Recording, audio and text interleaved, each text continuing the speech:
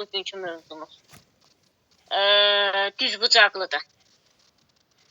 Düzbucaqlının tərifi, onun haqqında teorim, düzbucaqlının əlaməti və bir də bugün keçəcəm romb və rombun xassələri. 2 dənə mövzu keçəcəm. Birinci gələk düzbucaqlıya. Düzbucaqlı deməli. Düzbucaqlı qarşı tərəfləri paralel olan, bütün bucaqları ayrı-ayrılıqda 90 dərəcə olan və ümumi bucaqlar 360 dərəcə olan 4 bucaqlıdır. Belə də tərif deyə bilərik ki, bütün bucaqlar düz bucaq olan paleoqrama düzbucaqlı deyilir. Çünki paleoqram formasındadır. Sadəcə paleoqram biraz belə deyək, əyilmiş versiyadadır. Bu isə düz bucaqlar olduğuna görə, bütün bucaqlar düz bucaq olduğuna görə düzbucaqlı formasındadır. Paleoqramın bütün xassələri düzbucaqlıya da aiddir. Amma düzbucaqlının özünə məxsus bir xassəsi də var. Bu da o deməkdir ki, düzbucaqlının diaqonalları konqruentdir. Yəni ki, mənim bu diaqonalım 5 santimetrdirsə, bu diaqonalım da 5 santimetr olacaq. Yəni, nə uzun, nə qısa olmayacaq. Və bu bizim üçün teorem adlanır. Yəni, burada tutaq ki, A-dır, B-dir, C-dir, D-dir. AC ilə bərabərdir və təqribi də burada atırıq ki, ola bilər də cüzi fərqli ola bilər. B-D. Yəni, AC ilə BD-nin uzunluqları bir-birinə bərabərdir. Kitablar bağlı olsun.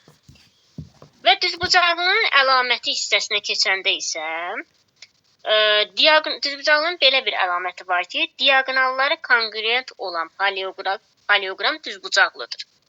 Bu qaydanı da yazarsınız qayda dəftərinizdə. Diaqonalları konqruent olan paleoqram düzbucaqlıdır. Və qayda dəftərinə onun sonunda deyərim yaxşı. Diaqonalları konqruent olan paleoqram düzbucaqlıdır. Bu da belə. Sonra isə gəldik, düzbucaqda bir problem yoxdur, sualı olan filan yoxdur. Varsa verə bilərsiniz. Düzbucağının perimetrinin düsturu bilirdik ki, A vur B'dir. Daha doğrusu tərəfləri A və B'dir. Sahəsi A vur B'dir. Perimetri isə A üstə gəl B mütəzidə vurulsun 2 və yaxud da 2 dənə A üstə gəl 2 dənə B'dir. Bunu bilirdik. Gəldik romb və rombun xassələri. Romb nədir? Romb kvadratın özəlliklərini daşıyır. Tərifi də belədir ki, bütün tərəfləri konqruent olan paleoqrama romb deyilir. Yəni, belə deyək də, məsələn, bura A-dırsa, burada A-dır, burada A-dır, burada A-dır. Bütün tərəfləri bir-birinə bərabərdir. Amma bucaqları fərqlidir. Paleoqramın bütün xassələri romba aiddir. Rombun həmçinin aşağıdakı kimi xassələri də var. Mən onları qeyd edəcəm. Məsələn, rombun diaqonalları bucaqlarının tənbölənidir və eyni zamanda düz bucaq altında da kəsişirlər. Məsələn, rombun tənbölən diaqonalları. Rombun buradan bir dənə diaqonal çəkirik. Eyni zamanda buradan da bir dənə diaqonal çəkirik. Düzdürmü? Və bu diaqonal rombun bucaqlarını yarıya bölür. Yəni, bucaqlarının tənböləni olur. Eyni zamanda burada da 90 dərəcə bucaq əmələ gətirir. Yəni, deyirik ki, rombun diaqonalları onun bucaqlarının tənböləni adlanır və eyni zamanda kəsişmə nöqtələri də 90 dərəcə bucaq altında olur. Bu, onun teoremindən biridir. Teorem 1-dir. İkinci bir teorem nədir? Onun tərsi. Diaqonalları perpendikular olan paleoqram rombdur. Diaqonalları, yəni 90 dərəcə. Diaqonalları perpendikular olan paleoqram rombdur. Tərs teorem kimi deyirik. Bura kimi bir problem var? Yoxdur ki. Deməli, rombun da tərəfləri A-dır. Perimetri P bərabərdir 4 vurulsun A-dır.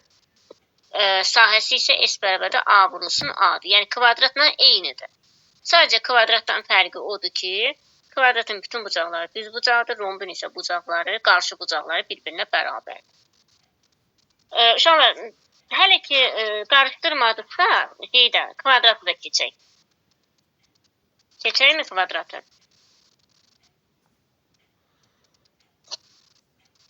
Əli, qarışdırmadın ki, keçək kvadratda.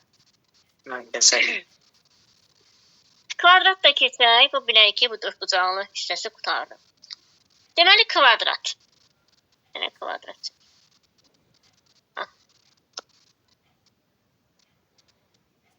Kvadrat. Uşaqlar, bütün tərəfləri kongruent olan, yəni bərabər olan düzbucaqlıya kvadrat deyilir. Kvadratın hər bir bucağı 90 dərəcədir və kvadratın bütün bucaqları birlikdə 360 dərəcədir. Düzbucaqlı parallelogram olduğundan, yəni belə deyirlər, düzbucaqlı parallelogram olduğundan kvadratı da biz düzbucaqlı ilə uyğunlaşdırırıq. Çünki bucaqları düzbucaqdır ona görə. Məsələn, düzbucaqlının və rombun bütün xassələri kvadrata da aiddir. Düzbucaqlı ilə rombun bütün xassələri kvadrata aiddir. Məsələn, bütün bucaqlar düzbucaqdır. Bütün tərəfləri bir-birinə bərabərdir, yəni kongruentdir. Diagonalları bir-birinə bərabərdir, yəni kongruentdir. Yəni, bunun da diagonalları bir-birinə bərabərdir. Və qarşılıqlı bir-birinə perpendikulyardır, yəni ki, belə deyim, 90 dərəcə əmələ gətirir və kəsmə nöqtəsində yarıya bölünür. Çünki, məsələn, bura 3-dürsə, burada 3 olacaq. Bura 4-dürsə, daha doğrusu, bura 3-dürsə, burada 3 olacaq. Diagonal uzunluğu kəsmə nöqtəsində yarıya bölünür. Və hər birinin diagonalı onun bucağının tən bölənidir. Tutaq ki, 90 dərəcəlik bucaqdırsa, diagonal çəkirəmsə, bura 45 düşür, burada 45 düşür. Aydındır mı? Kvadratın da perimetri 4 vurulsun A-dır, sahəsi S bərabərdir A vurulsun A kvadratıdır. Tərəfləri bir-birinə bərabərdir, bucaqları da düz bucaqdır. Dərsimiz bu qədər. Bugünkü dərsimiz bu qədər. Yekunlaşdıra bilərik Aylin.